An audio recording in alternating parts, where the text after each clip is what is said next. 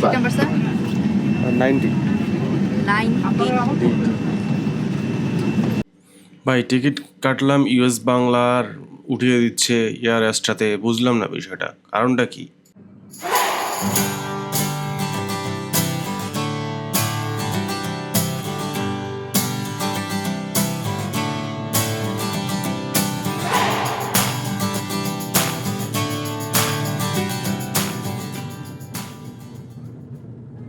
প্রথমে আমাদের যেতে হবে হচ্ছে ডোমেস্টিক টার্মিনালে, তারপরে সেখানে গিয়ে হচ্ছে ইউএস বাংলার যে বুথগুলো আছে সেখানে আপনি হচ্ছে সেলফ টিকিট করতে পারবেন, অর্থাৎ নিজে নিজে বোর্ডিং পাস কালেক্ট করতে পারবেন। তো এখানে আমি সেই সেলফ বোর্ডিং পাস মেশিনে গেলাম, তারপরে গিয়ে দেখি যে ওখানে একটা অলরেডি টিকিট, যেটা হচ্ছে এমটি টিকিট ছিল, একজন বের করতে গিয়ে তার একটা বের হয়ে গেছে। তো এখানে প্রথমে আপনার হচ্ছে পিএনআর নাম্বার দিতে হবে, তারপরে সিলেক্ট করে দেন আপনি এখান থেকে আপনার হচ্ছে সিট সিলেক্ট করতে পারবেন। তো আমি উইন্ডো সিটটা সিলেক্ট করব, উইন্ডো সিট সিলেক্ট করলাম, তারপরে প্রসিডে ক্লিক করলেই আপনার বোর্ডিং পাসটা এখান থেকে বের হয়ে আসবে। সেইভাবে আপনি নিজে নিজে আপনার সিট বুক দিতে পারবেন এখান থেকে। তারপরে এখানে আপনার কোনো কাজ নেই, এখান থেকে আপনি সরাসরি চলে যাবেন একদম চেকিংয়ে। এখানে হচ্ছে আপনার লাগেজ চেকিং করবে। তো এখানে একটা বিষয় বলে রাখা ভালো যে আপনার যদি দুইটা ব্যাগ থাকে বা বড় ব্যাগ থাকে, সেটা হচ্ছে আপনি লাগেজে দিতে পারেন, আর যদি নর্মাল ব্যাগ থাকে, একটা ব্যাগ থাকে, তাহলে আপনি সেটা নিয়েই ক্যারি করতে পারবেন। চেকিং শেষ করে এখানে আমি ওয়েটিং রুমে বসে আছি, তাদের হচ্ছে বাস আসার জন্য, বাসে করে আমাকে নিয়ে যাবে। তো এর আগে হচ্ছে বাকি যে জিনিসটা আমি দেখাবো সেটা হচ্ছে আমি টিকিটটা বুক করেছিলাম, এটা গোজায়ান থেকে রাউন্ড ট্রিপ।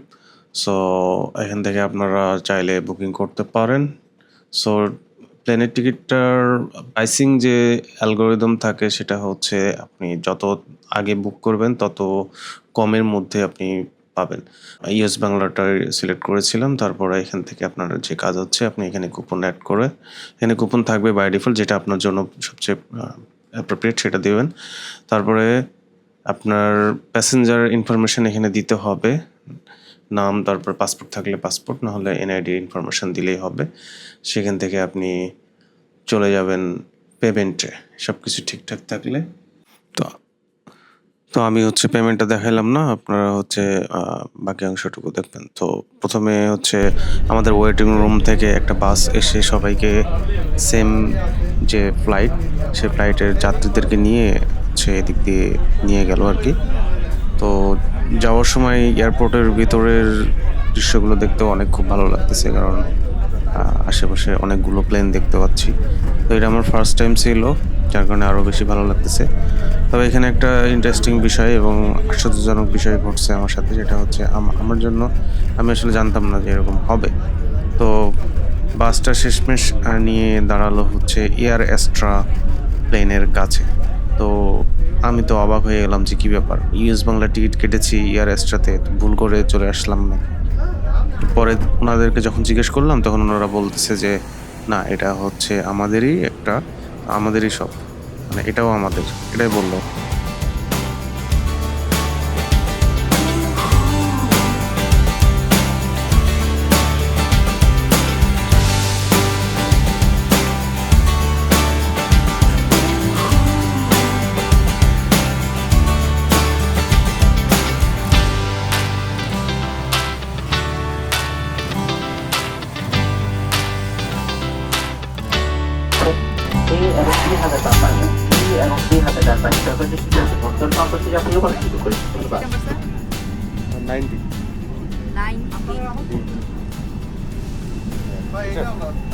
প্লেনে ওঠার পর এয়ার হোস্টেসকে সিট নাম্বারটা বললাম, তারপর উনি হচ্ছে আমার সিটটা দেখাই দিল, যদিও ওখানে উপরে সিট নাম্বার লেখা থাকে। তারপর আমি ওনাকে জিজ্ঞেস করলাম। তো এখানে বসার পর দেখতে পাবেন যে কিছু ম্যানুয়াল, এগুলো পড়ে নেবেন।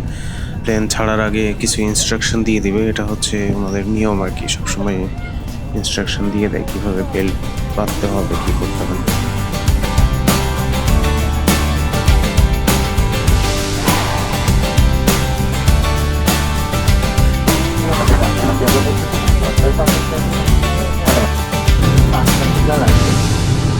Adjusting a puzzle like this, surely will move on.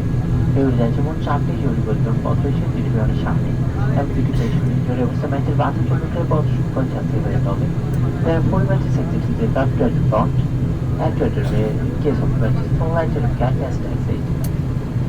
Life jacket.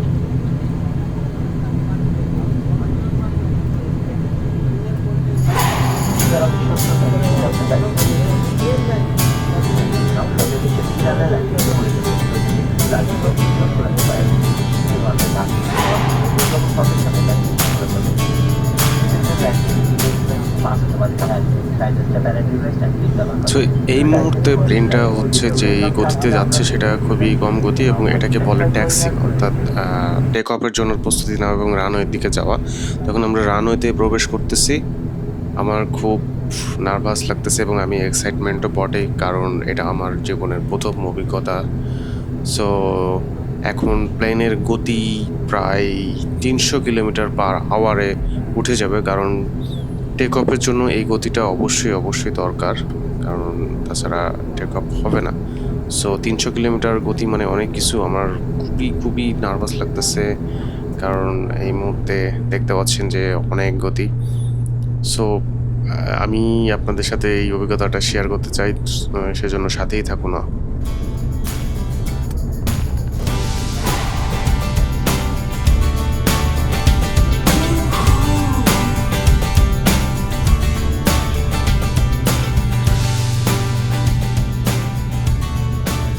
Take off করে ফেলেছে।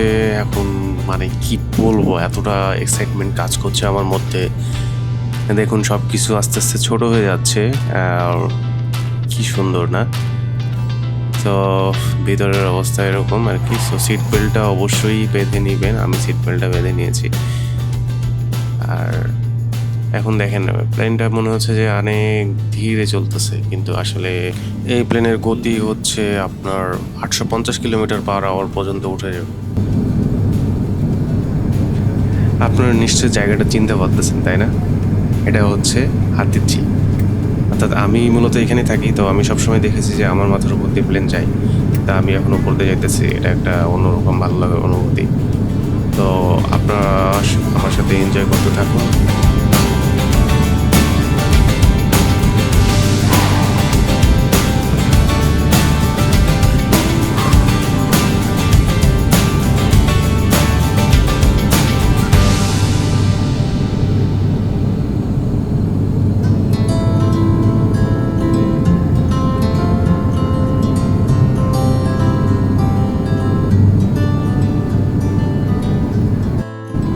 ঢাকা শহর পার হয়ে আমরা এখন চলে এসেছি, মেঘের উপরে উঠে গেছি প্রায়। তো আমার মনে হচ্ছে এই মুহূর্তে নর্মালি যে উচ্চতায় থাকার কথা সেটা হচ্ছে প্রায় 20,000 ফুটের উপরে। সো প্লেনটা আরও উপরে উঠবে, ম্যাক্সিমাম 30,000। ডোমেস্টিক ফ্লাইটগুলো সাধারণত 30,000 ফিট উপর দিয়ে যায়, বা 20 থেকে 30,000-এর মধ্যে। মেনলি 25,000 এভারেজে থাকে। তো এখন মনে হচ্ছে প্রায় 25,000 ফুট উচ্চতায় আছে। অসাধারণ এক দৃশ্য আমরা দেখতে পাচ্ছি। নিচে নদী, অস্থির ওয়াও, যেন চোখ প্রাণ সবকিছু জুড়িয়ে গেল। আহা, মেঘের ভিতর দিয়ে মেঘ ভেদ করে আমরা চলে যাচ্ছি।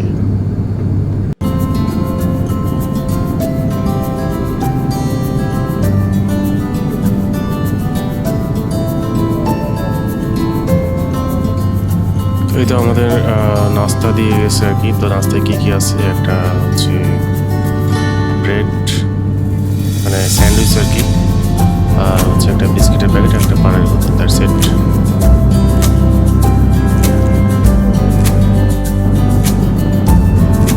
তবে একটা বিষয় আমি অবশ্যই বলতে চাই, সেটা হচ্ছে যে আজকের দিনটা আমার জন্য অনেক লাকি, কারণ আজকে যে ওয়েদার, একটা স্বর্গীয় একটা অনুভূতি। মানে এতে আপনারা দেখলেই বুঝতে পারবেন ভিডিওতে যে এত সুন্দর একটা ওয়েদার, মেঘলা আকাশ। সবসময় কিন্তু এরকম ওয়েদার থাকে না, একদম আকাশ ক্লিন থাকে। সো এরকম দৃশ্য উপভোগ করতে গেলে অবশ্যই ভাগ্যেরও দরকার আছে।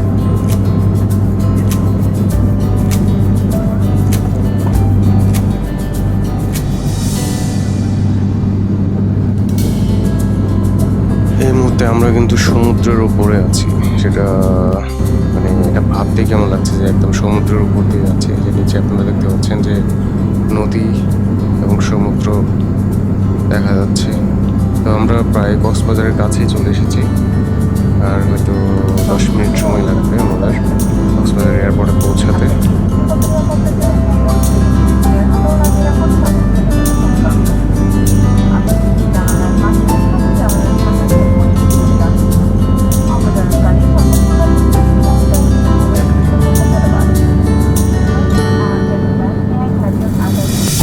আমরা প্লেন থেকে যেটা দেখতে পাচ্ছি এটা সম্ভবত পাটওয়াটেক বিচ।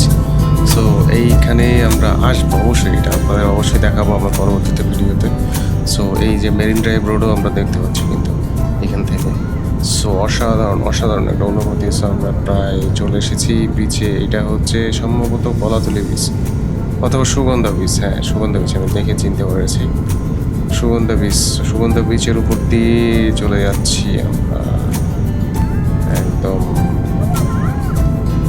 ল্যান্ডিং করার জন্য। সো দেখা যাক ল্যান্ডিংটা কেমন হয়।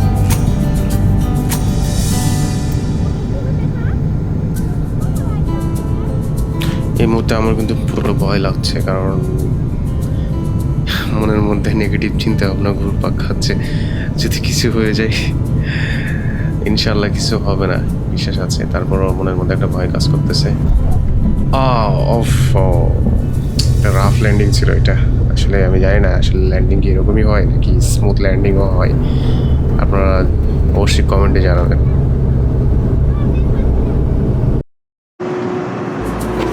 কক্সবাজার এয়ারপোর্টে চলে আসলাম আমরা।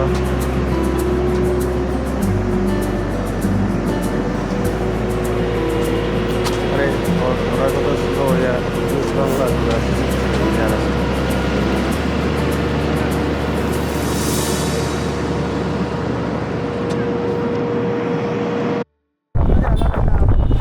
এখানে এসে আমরা একটা রিক্সা নিয়ে নিলাম। রিক্সা ভাড়া আমি ঠকে গেছি আর কি, আমি জানতাম তাহলে সে 80 টাকা ভাড়া চেয়েছে হচ্ছে সুগন্ধা বিচের ওখানে আমার হোটেলটা ছিল। তো অ্যাকচুয়ালি ভাড়া আসলে 40 টাকা, সে হচ্ছে 80 টাকা নিয়েছে। যাই হোক, এটা না জানার কারণে হয়েছে, সেটা কোনো বিষয় না।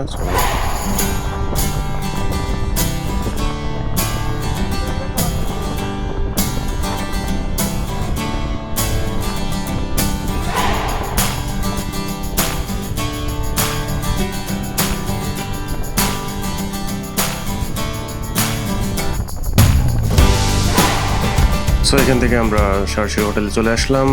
হোটেল ম্যানেজারকে সব বুকিংটা বুঝিয়ে নিল সব কিছু, তারপরে আমাকে রুমটা বুঝিয়ে দিল, তারপরে চলে আসলাম এখানে। তো রুমটা মোটামুটি ভালো আর কি, এসি রুম এবং একটা বেড আছে, ওয়াশরুমটাও মোটামুটি সুন্দর। তো সব কিছু মিলে সুন্দর আর কি, ভালোই লেগেছে আমার। এখানে বিচ ভিউটা পাওয়া যাবে না আর কি, কারণ এটা হচ্ছে ব্যাক সাইডে, রাস্তার অপোজিট। বিচে যাওয়ার জন্য আমার তো অসুবিধা না, এখন আমি বিচে যাব। তো পরবর্তী ভিডিও দেখতে অবশ্যই সাবস্ক্রাইব করে পাশে থাকুন, কারণ আমি একটা ভিডিও নিয়ে আসতেছি।